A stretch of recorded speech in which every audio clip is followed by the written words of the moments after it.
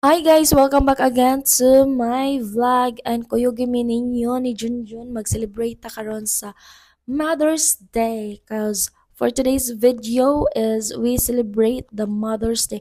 Happy Mother's Day di ay to all the nanay out there.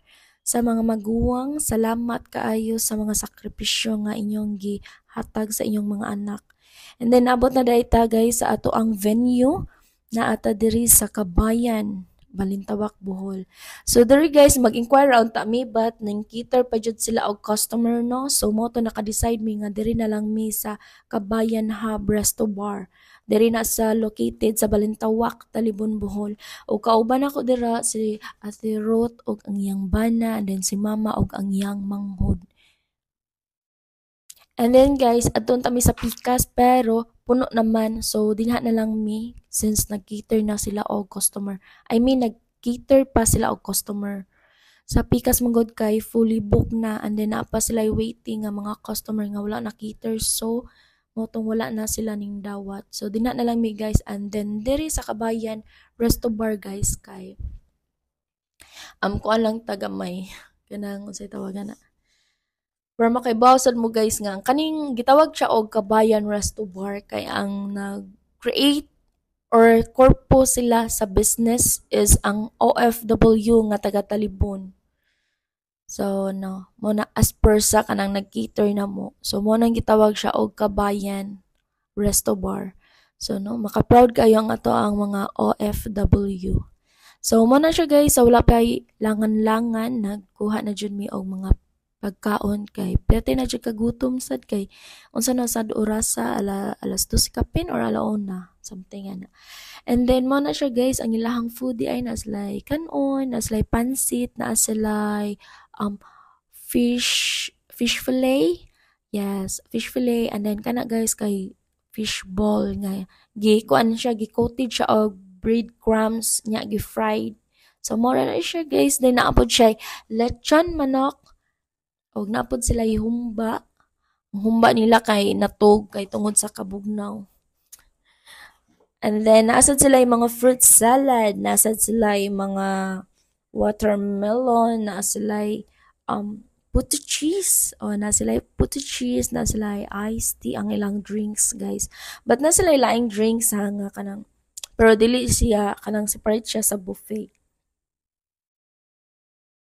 And then nagunitay pa jud men dinhan Junjun guys no kay ngano kanang naglibog ko kung asa ko mo lingkod kay nagbalin-balhin gid siya.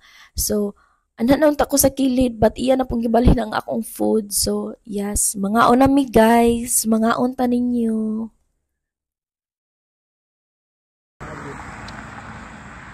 Hello guys, naami karon sa karsada, naghuwat mi og uwan-uwan. Na may tao mi.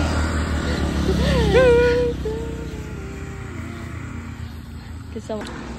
Naghuwat mi uwan-uwan diri guys kay wala man maabot sa amo charis. Joke lang bitaw. Kanindot sa adlaw na wala ang dag-um. Nakasagay na dahil tagbas guys. Sa kadugay pinaabot na mo. Hapit po mo oras, charis. Bitaw guys and then may gani kay gamay ra og pasahero sa bus. Then naabot na dayta ana sa Tubigon guys, nya nakalukat na pud mi og ticket. So padung na mi ana sa terminal. So need ta magsakay og tricycle guys gikan sa kanang ticketing paingon pasulod sa terminal. Pero pwede pod siguro maglakaw pero medyo layo-layo lang sa jud. Dili siya same sa Cebu ba nga dool ra. So Tubigon, Hitapi, kana layo-layo siya lakwanan, Tagbilaran. Layo-layo siya kanang lakwanan gikan sa ticketing paingon sa terminal. So nana dita sud sa terminal ana guys and then pag sud na ako nakaingon jud ko, wow nindot man lagi ni sud ning terminal sa Tubigon kay bag-o dai siyang gi-renovate. And then nanggawas na ta dinha guys sa terminal kay paingon na ta ana sa barko kay nag-ingon ang barko, hoy pangarin na mo kay maglakaw, maglayag, maglangoy na ta. Bitaw eh. Kaya nang kuha na day guys kanang on board na. So paingon na mi ana sa barko. So ang amo aning barko na guys is light shipping. Then nagsige pagtudlo si Junjun ninha kay klaro na kayo ang Cebu, which is klaro man jud kay ang Cebu ug ang Bohol nag-atbang lang, di ba? So kung pwede pa lang ni langoyon, kung kagwanta pa lang taglangoy no, gilangoy na ni. Kay medyo precious sa daang kuan guys. Liti karon wa naman sad siguro'y barato rong panahon na puro na mahal, puro na nag-increase. So naabot na dito sa amo sa ato ang barko guys. Sa tong barko, ato din ang barko, joke. Sa among sakyan nga barko guys. So light shipping no dako day siya. Makakarga sad siya og mga sakyanan motor pero mo lagi murag mahal jud ang light shipping sad kung moingon kag mga sakyanan or mga motor ana. So pagsud pa lang nako guys nakaingon sa kog wow, nindot man sa dining light shipping no nya, kantin day na sa kilid. Ganahan ko sa ilahang kanang kuan, basta nindot lang kuan kanang hinlo nya, nindot sa lalingkuranan like ano daduha lang. And then asa sila libre nga wifi. Nya dugay pa jud ko nakahibaw nga naday libre wifi kanay sad si Junjun wala sa nagsaba-saba guys.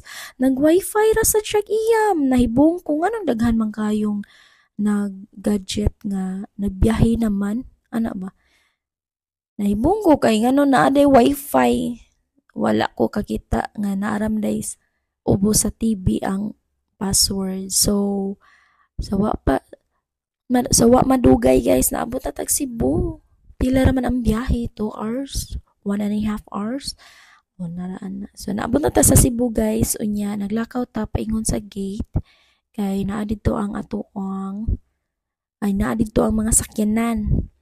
So magbakta sa ta, medyo layo sa jud no.